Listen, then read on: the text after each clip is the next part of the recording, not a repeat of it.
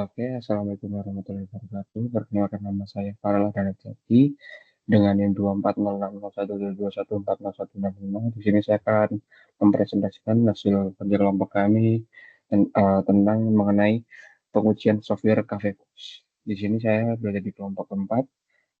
Deskripsi singkat untuk Cafe Post sendiri adalah perangkat lunak point of sales yang dirancang untuk membantu operasional UMKM, khususnya sektor kuliner seperti kafe dan kedai makanan. SIM ini memiliki fungsi utama berupa pencatatan transaksi penjualan, pengelolaan akun, admin dan kasir, manajemen produk dan stok, serta pelaporan penjualan. Admin dapat menambahkan dan mengelola data produk akun kasir, sedangkan kasir melakukan pencatatan transaksi hingga pencetak pembayaran. Aplikasi ini dikembangkan berbasis web sehingga dapat dijalankan melalui browser, sehingga mendukung juga akses perangkat seperti desktop dan data yang berada di dalam jaringan lokal. Dengan antarmuka yang sederhana ini dan juga responsif, kami untuk meningkatkan efisiensi operasional harian dari UMKM dan juga meminimalkan catatan manual serta menyediakan data yang dapat digunakan untuk evaluasi dan pengambilan keputusan bisnis secara cepat dan akurat. Terus selanjutnya di sini saya akan menjelaskan uh, rencana pengujian software Cafe Pos di kelompok kami, yaitu kelompok keempat.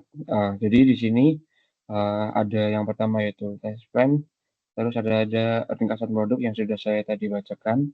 Jika ada kebutuhan fungsional, kemudian fungsional ini merupakan layanan atau fungsi utama yang harus disediakan oleh sistem Cafe Pos agar dapat memenuhi kebutuhan pengguna baik admin maupun kasir. Di sini disediakan tabel untuk kebutuhan fungsional pengguna, yaitu ada aktor admin dan kasir dapat mengakses sistem dengan melakukan autentikasi login, aktor admin dapat melakukan logout. Ini sekian.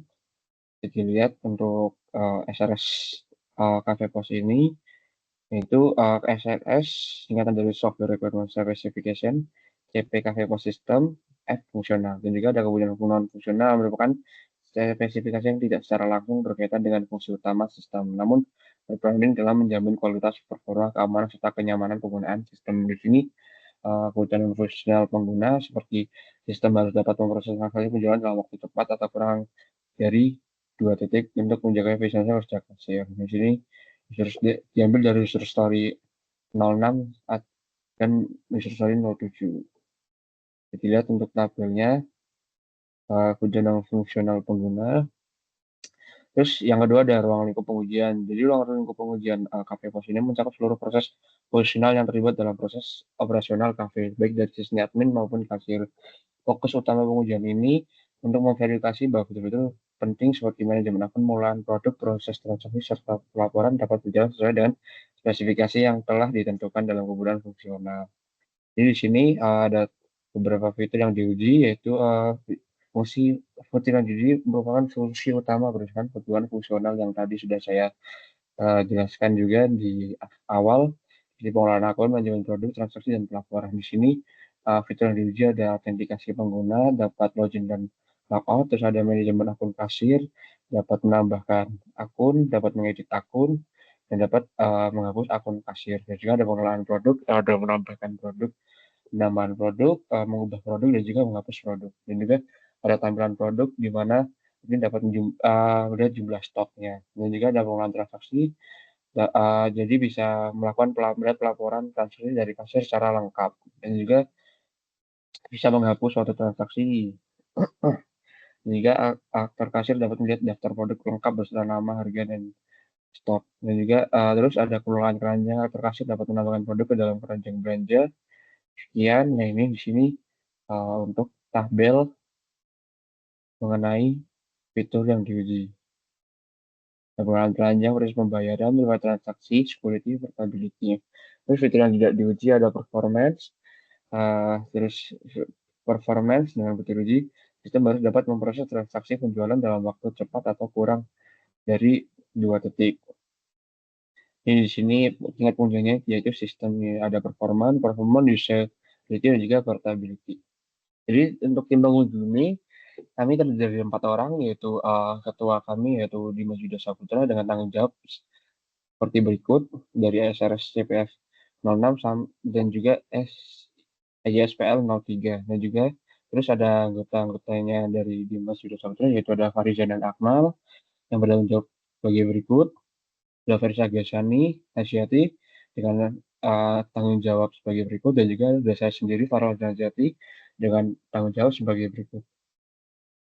Nah, jenis pengujian ini jenis pengujian dari kami pos ini dua metode utama guna menjamin kualitas fungsionalitasnya. Metode ini tujuan untuk memastikan bahwa sistem berjalan sesuai dengan kebutuhan pengguna serta mampu memberikan pengalaman pengguna yang optimal. Pengujian fungsionalitas dengan metode black box testing, di mana penguji tidak perlu mengetahui seluruh internal atau code program dari aplikasi, melainkan hanya mengevaluasi program berdasarkan masukan dan kekurangan di tiap fiturnya. Jadi di sini uh, pada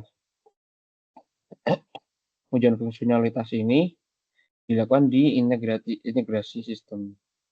Terus ada level pengujian ini ada pengujian unit, yaitu yang saya tanggung jawabkan, yaitu ada autentikasi pengguna, terus juga ada tambah user dengan butir fungsi yang diuji out login dengan identifikasi SKP-nya itu SRSCPF 01 dan UPL 0101.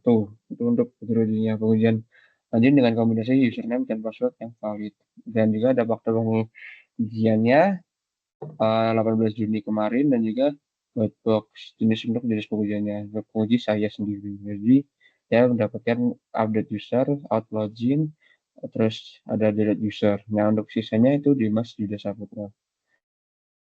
Oke, dan waktu 18 Juni semua. Nah, terus ada integrasi. Integrasi dilakukan oleh teman saya, yaitu Fariza dan Akwal dan Farisah Gasani Hasyati, di mana ujian integrasi dilakukan untuk memastikan bahwa modul-modul sistem yang telah diuji secara unit dapat berinteraksi satu sama lain dengan benar dan tanpa konflik.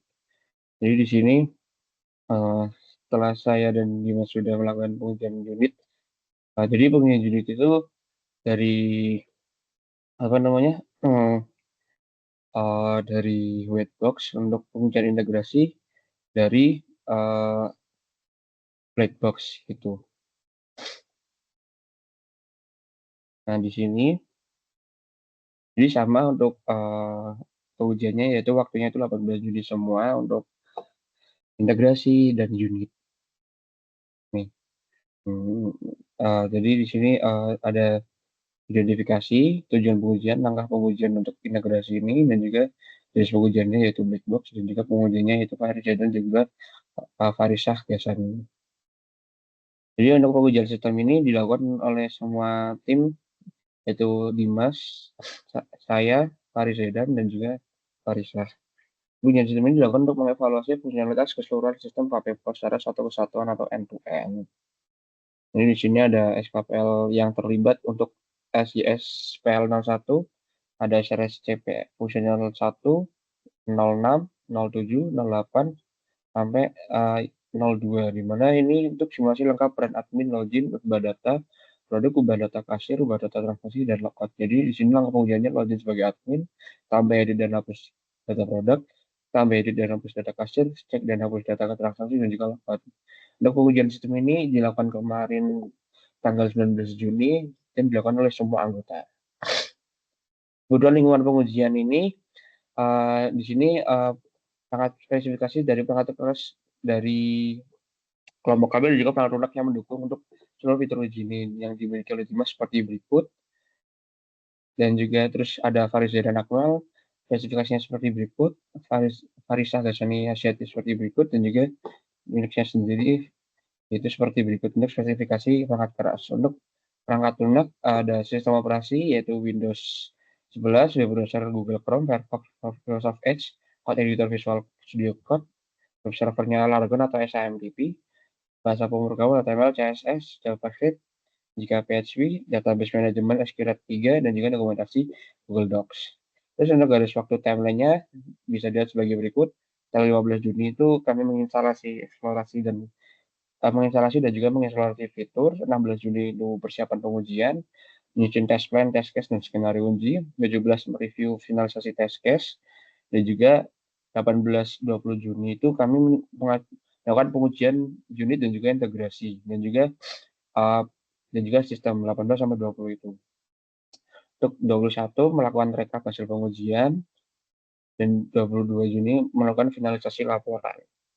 Untuk rencana pengujian kami seperti berikut selanjutnya, yaitu untuk taks yang saya uh, kerjakan sendiri, yaitu untuk di sini kelas uji saya akan membahas yang tentang nambah user, di mana saya melakukan tes pada fungsi add user. Di sini SRS untuk add user yaitu SRS CP-F03, di mana UPL 0301 untuk ujinya, yang di mana pengujian dengan menambahkan user kasir baru, memanggil fungsi user dengan input valid, yaitu kasir 2 dengan password 123. Di sini kami set yaitu true, untuk output yang diharapkan yaitu true, di mana true ini berarti harusnya benar untuk pengujian unit ini, dan seharusnya output yang didapat yaitu fungsi add user berhasil dipanggil dan dieksekusi dengan data yang valid. Jadi di sini jenis pengujiannya itu jenis pengujian white box, terus juga waktu pengujian itu 18 Juni kemarin seperti yang ada di rencana pengujian. Terus ada langkah pengujiannya itu kami melakukan menggunakan PHP unit, di mana di sini PHP unit tersebut saya gunakan untuk untuk mengetes fungsi dari add user tersebut. Nah, di sini saya menggunakan fungsi add user saya tes, di mana menggunakan add user mock db test. Di sini dengan public function test add user yang valid, di mana username katakanlah kasir 1, karena ini menggunakan whitebox, jadi kita tidak mengakses, karena kita menggunakan whitebox dan juga kita menggunakan mock, jadi kita tidak mengakses database langsung. Jadi kita mengetesnya dengan seperti ini, misal dengan username yang valid yaitu kasir 1 dengan password kasir yang valid yaitu password 123, di mana ini berarti dikatakan ini adalah valid untuk pengetesan berikut. Jadi kita langsung run untuk tes add user mock db test. Nah, di sini di mana failure 3. Jadi failure 3 maksudnya tes add user dengan missing username itu failure, berarti artinya itu berarti dia berhasil mengetes bahwa ada missing username di saat kita memasukkan user baru. Dan juga ada jadi di sini tes add user itu menambahkan user baru gitu.